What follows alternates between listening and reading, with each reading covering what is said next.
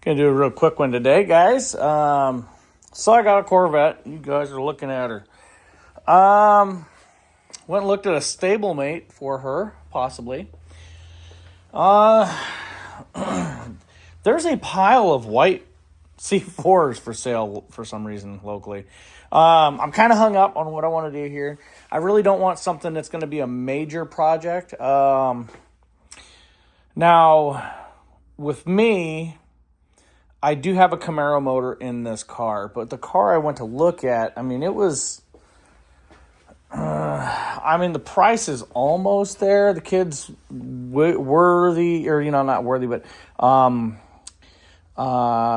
able to do some wiggling on the price. But, I'm trying to look at not prices, but he's got a lot of weird things going on with the car. It would be a great project, but the thing is, I don't want another project. Realistically, it's got a ZF6 transmission, so awesome, cool. But there's some things that are very weird about the car. For example, this tube goes straight over to the PCV. The fuel rail, one of the hoses is set up weird. Then there's a coolant line that comes off of this guy over here and comes over here that's bolted off, or capped off and capped with a bolt. Motor's clearly been out of the car. I'm pretty sure it's a Camaro motor. But anyway, see, where with me, what I did is I made it to where it looked like it should be. And this, it's got the performance suspension, so it's got the adjustable suspension. That has an error code. I think it's got a dead shock over here. That being said, the ASR light and the ABS light is on, which is probably wheel speed sensor. Not sure which one, but yeah. So anyway, that being said, it definitely would be something that I would just completely take apart. I'd take the front off of it, and I'd take things apart and just make sure it's good. Some of the things that I overlooked with this car, I would definitely be replacing. The check valve looks like it's original. Yeah, that bit me in the butt on a big drive. You guys remember that, right? So here's my thing, right? I think I've found the one. Price isn't quite there for me, but it's white. It's got red interior, and if I did get it, it would be let me just rephrase this, right? There's some things that have been cobbled together on the engine bay. It's not a 96. It does have a manual transmission. Basically, it's perfect for making a clone of this car. But that would be awesome if because, okay, I'm making this one my LT4, right? I'm doing the best I can with it to keep it behave the way it is. But if I get this other one, I could do the 383 in that one and make it a little bit more aggressive and make it more fun, and realistically speaking, driving it wasn't too bad. Now, I've driven a bunch of these things. I've dealt with a bunch of people. This kid was not a Corvette guy, and you could tell. And I don't mean that in a derogatory sense. What I mean is, he wasn't like, oh, this is rare. I don't need the 10 million things, that tell me why your car is rare. But he had a pile of paperwork. And the paperwork that he had included with the car, most of it was just junk. It was just basically some dude that owned the... Clearly, the car was at one point loved. But it was no longer with that owner and had changed hands. It's got a new clutch, probably. It's got probably... I'm not going to say whether it's got a solid flywheel or a dual mass, because it doesn't have that much chatter. Nowhere near as much chatter as this one does. But where I'm kind of at right now is I'm not sure the motor's original. And the only reason why I'm saying that is because, the studs are there for the fuel rail covers. The valve covers are steel Camaro valve covers. Not the end of the world, but at the same time, the fuel rail covers won't work with those with those valve covers. And the reason why is because there's a hose that comes out of here that comes over to here that it won't work. It won't work.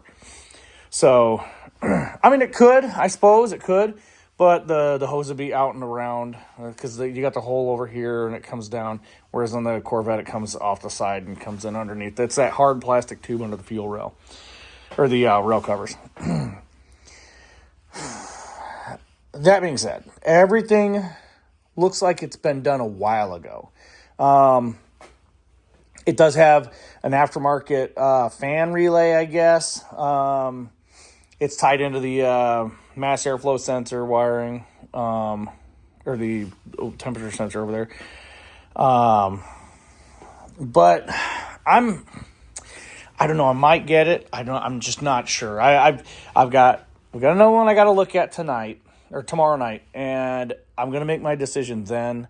But I'm gonna make sure the kid knows I really do want the car. And I spent some time at the car. It's not in perfect shape. It's white, so it doesn't show garage rot very well. So there are a few bare spots, or not like bare spots, but like rub marks in the paint. The hood needs to be fixed, not fixed, but it sits low in the bumper, and the lines where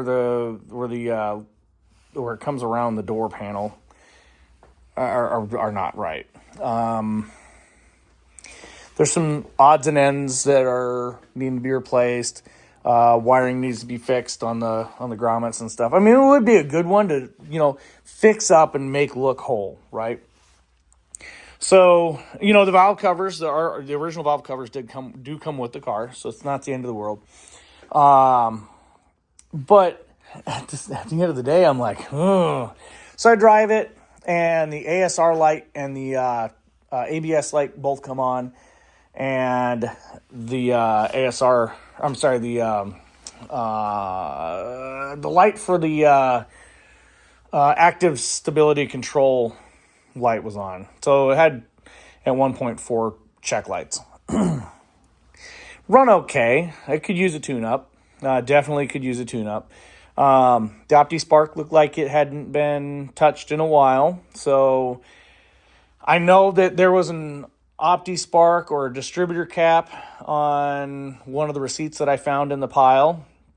I'm not even joking. This guy had a stack of just miscellaneous materials this thick about the car. And he had some books and all sorts of other stuff. And I don't know.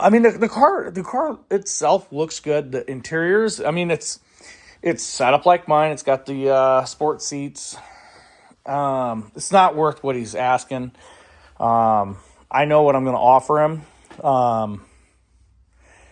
But at the end of the day, I know what I'm going to offer him, and that's just going to be how it is. But it's a good looking car for what it is.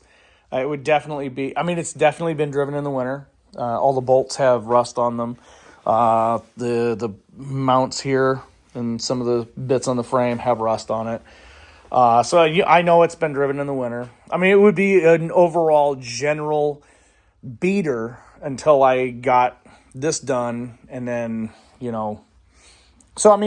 then I could take my time a little bit more with the motor for this and still be able to enjoy driving a Corvette. It would be an outside car, wouldn't be in the garage. My RX-7 wouldn't be, oh my gosh, door. My RX-7 wouldn't be cast out. But yeah, so that being said, probably going to get another Corvette here very soon. You guys, if I do get it, you guys will see a couple of meet and greet videos, and then that's going to be it for a while on it. Because my intention is not to be tearing it apart just yet. I do, if I did do it, the only thing I'd be probably getting rid of is the adjustable suspension. And I it's just one of those gimmicks that it's probably just best left unplugged. In my opinion. I mean, at the end of the day, we'll find out. We'll find out. It might just be a broken wire, and it might just be something as simple as that. So, and I know those shocks are pretty penny, right? But as it is, as the car was running and everything, it didn't seem to affect it. I've driven cars with no ABS for years, and I'm used to not having traction control and stability control and stuff like that. So it's not going to be the end of the world if that's something that ends up happening there, right? That being said, for this car, what we're going to do is Lloyd Elliot's done with my heads. He gave me a call yesterday, said they are on the way. And so them are going to be here soon. So the price of resizing my factory rods, also, I'm kind of doing the math on new rods versus reusing the old rods and getting them resized and everything. Kind of doesn't really make sense to do that. I should have just left the pistons on there and just kind of went with that direction. But I don't know. We live and we learn, right, guys? I mean, so I will have a set of 8 factory LT4 rods here for sale soon.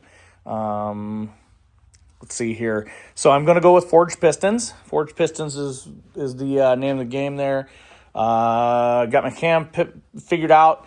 I know what I'm going to be doing with that. And I'm looking at, north of 400 horsepower. So the factory spec of a ZR1, I'll have it beat out. So that's that'll make me happy.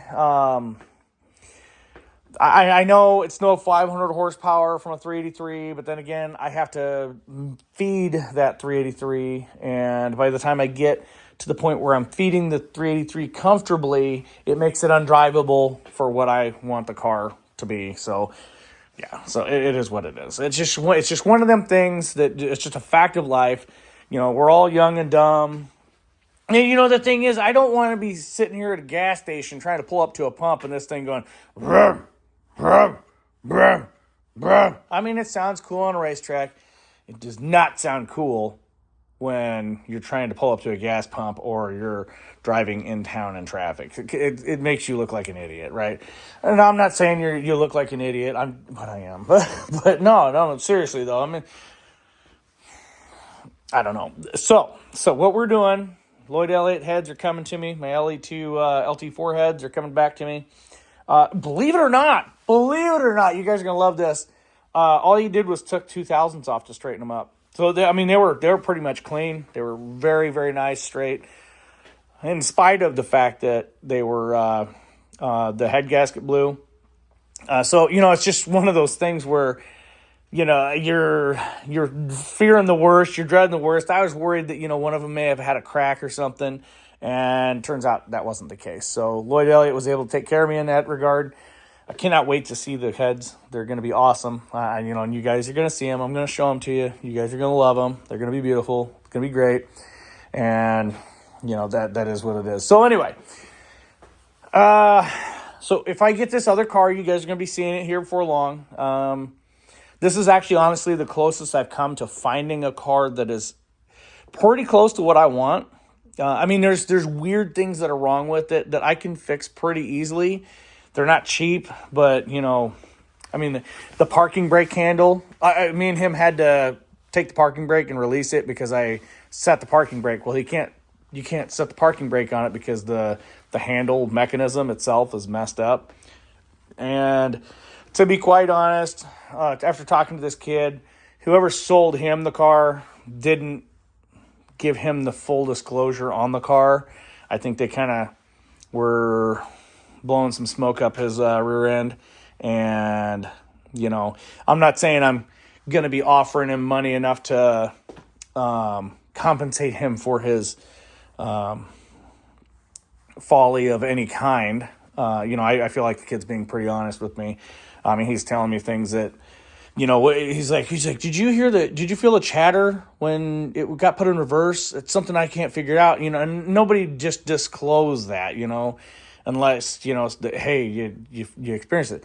Then that's why I was trying, because he has receipts for the clutch. And I was trying to figure out if the clutch was done because the motor was done. And the thing is, I recognize this car from somewhere, and I just can't for the life of me.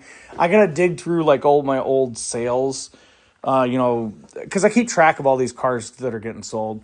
So anyway, I gotta dig through, and well, it's not getting done quick, right?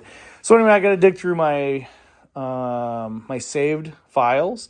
I'm pretty sure this car I know, and if it is the same car, it definitely has a Camaro motor, which at the end of the day, it's not that big a deal. It's not that big a deal. I mean, the Corvette stock, you're never gonna have a problem, but at the same time, motor's not original. It's gonna be a 2-volt main. Oh my god.